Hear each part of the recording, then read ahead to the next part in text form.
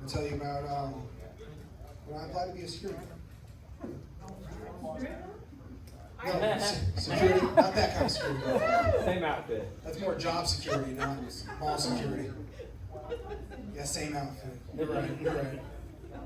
Yeah, so when I was about 19 years old, I decided that maybe I shouldn't be working factories so much because I was just making too much money, I think. Oh, guys, is this the mic? I don't know. And I decided, you know, what can I do that's going to keep me around? So I applied to be a mall security guard because I'm already at the mall. You know what I mean? And nothing says power like a plastic badge and a flashlight, right? You know, I'm already out wandering around the mall, just looking for something to do. I think that's what they do anyway. That's what they're doing when they see me doing things. So I might as well just slide in. You know, that's exactly where I should be. So I go in, I put my application in, and I'm like not hearing anything. Weeks go by, no emails, not even a rejection, like no calls. And then finally, I get the call. Finally, I get the call. I'm like, hell yeah, they saw my passion. They knew, you know. So they call me up, and I'm like, hey, you know, I got to put my professional voice on. Hello, this is Zach Ryan Sterling. And they're like, hey, we saw that you put in an application. I'm like, I did. You're right. That was me. Well, your friend also put an application in, and he put you down as a reference. Okay? So we just, you know, we wondered if he was trustworthy. I don't know if he is now, you know. You're trying to steal my job. But you don't say that, you know what I mean? You don't tell him about him vaping in a Build-A-Bear and getting kicked out. You know, you don't tell him about him recording these inappropriate messages on the Build-A-Bear hearts, you know. Take my strong paw. You don't say that. Instead, you're like, oh, yeah, totally. I trust it with my life, you know. Just resolved issues with a Karen and a Hot Topic worker the other day. I was looking forward to riding a Segway around hanging out. So I call him up afterwards, and I'm like, what was that? Why did you apply for this job? He's like, well, you talked it up so good. It seemed like it was a good idea. It was a good idea, but they called me about your reference because I put down like bosses and people that know how I work. He's like, yeah, those people talk shit about you. Not you, I think you have my back. Damn, he was right. And thank God I, you know, didn't know that I could do comedy back then because, oh boy, I never went back to the factory, I'll tell you. I just stood up here the whole time and talked about those experiences. But you know, it don't matter how much I bomb. You know, I know my kids always think I'm funny. I come up here, no crowd at all, you know, I'm not too terrible. But my kids always think my performance is hilarious.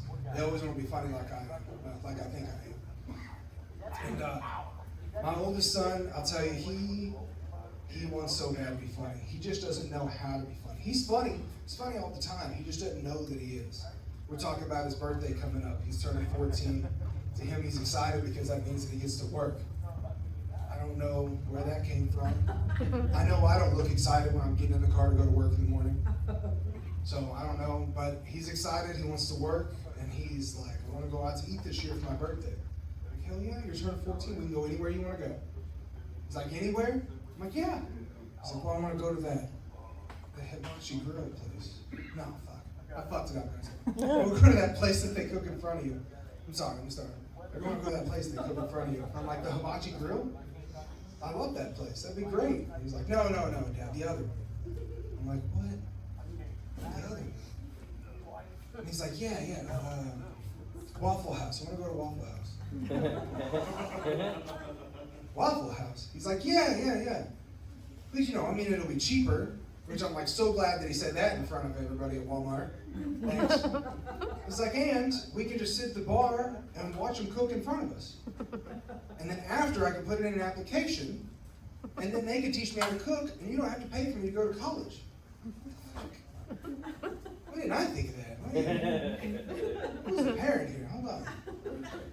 It was crazy because most of the time he comes to me and he's like, Dad, I think I wrote a joke, but it might be a riddle.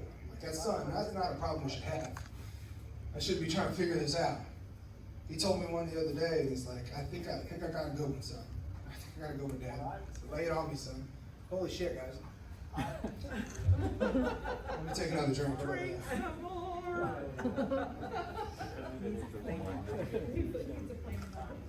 Something like that. And he said, I found out that I can cut wood just by looking at it. What does that mean? I said, I saw it with my own eyes. That's kind of funny, you know what I mean? For a 13-year-old. Like, did you make that up? He said, I heard it on YouTube. That explains it. My younger son, he is so funny, and he knows he's funny. He doesn't know how to not be funny. So he's about 6 this time. He's 9 now. And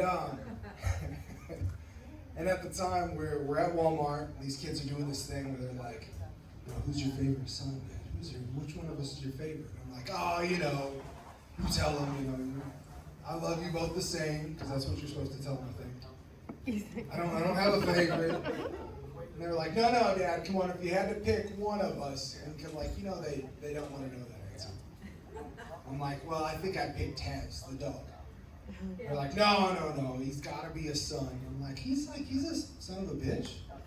And they're like, no. And I'm like, no, I mean, can we think about it, guys? You know, I mean, he's cheaper.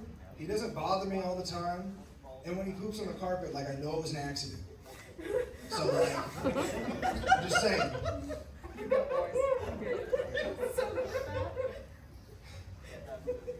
But they didn't like that. It wasn't good enough. And immediately Steffi tells me, Ryan, you can't say son of a bitch.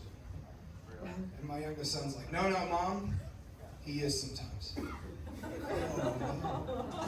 It's like, you know, when he pees on the carpet? I'm like, oh, I taught him that. I'm just waiting for that phone call from the school, you know, where they're like, your son said something inappropriate. Like, I'm sorry that he's funny. You know, he gets that from his dad. Sorry. The other day he come home, he's real upset with me. He was like, I told this girl a joke at school and now she's mad at me. Like, oh, here we go. That's how it starts. Lay it on me. What happened? He said, well, I was at school with Ember and we were having a fire drill. She told me, you know, we're supposed to walk. Don't run. To leave single file. Okay? I told her, you know, I'm not sure what's going to happen, but I hope you're safe. Like, why is that a joke? I said, well, Dad, she's in a wheelchair. I'm like, well, obviously, she just can't stand you. He didn't like that. I just told him, you know, I said, you just got to tell her, you know, we're friends. I was just trying to joke with you. I wasn't trying to make fun of you. And if she's actually your friend, she'll understand. And I don't know what he told her. I don't know what he said. But that sly dog come home with a bracelet that she made him to think about her over the summer break. So maybe he gets after his dad too. All right here, your local comedian. We got Jan coming up. She's gonna do some comedy for you. Jan, let's get a round of applause for Jan.